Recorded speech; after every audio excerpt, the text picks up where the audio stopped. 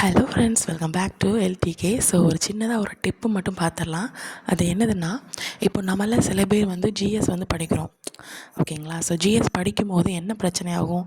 இப்போது for example இப்போ நம்ம ஹிஸ்ட்ரி, ஜியாகிரஃபி விட்டுருங்க. ஸோ எக்கனாமிக்ஸ் ஏதோ ஒன்று படிக்கிறோம். படிக்கும்போது அந்த ஒரு நாள் கொஞ்சம் ஓரளவுக்கு ஞாபகத்தில் இருக்கும். ஒரு 2 வாரம் 3 வாரம் 4 வாரம் கழித்து பார்த்திங்கன்னா அது வந்து நமக்கு மைண்டில் நிற்காது, ஓகேங்களா? ஸோ அதனால் நம்ம அது இப்போ நானும் சேர்ந்து அந்த மிஸ்டேக் பண்ணுவேன். என்ன அப்படின்னா, நம்ம அதை வந்து எழுதி பார்க்க மாட்டோம், இல்லைங்களா? ஸோ எழுதி பார்க்கல அப்படின்னா நமக்கு அது வந்து மைண்டில் நிற்காது. ஒரு சில பேருக்கு என்ன மாதிரி எழுதி பார்த்தாலுமே மைண்டில் நிற்காது. ஸோ அப்படியும் இருக்க தான் செய்யும், ஓகேங்களா?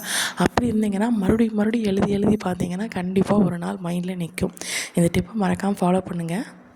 ஒரு ஜிஎஸ் லெசன் படிக்கிறதுக்கு 5 ஹார்ஸ் எடுக்குது, 6 ஹார்ஸ் எடுக்குது.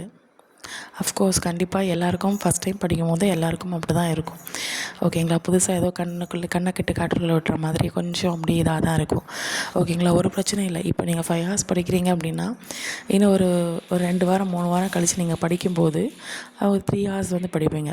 ஸோ அதுக்கப்புறம் நீங்கள் படிக்கும்போது அதை 1 ஹவர்லேயே படிச்சுருவீங்க. எக்ஸாமுக்கு முந்தி நீங்கள் படிக்கும்போது ஜஸ்ட் ஒரு 1/2 ஹவரே போதும் உங்களுக்கு ரிவிஷன் பண்ணுறதுக்கு, ஓகேங்களா? ஸோ அதுதான் பயிற்சி. அந்த கன்சிஸ்டன்சியாக நம்ம படிக்கிறதும் அந்த லெசனை வந்து நம்ம அகைன் ரிவைண்ட் பண்ணுறதும் இதுதான் நம்மளுடைய அந்த மைண்டில் நிற்கிறதுக்கான ஒரு இது, ஓகேங்களா?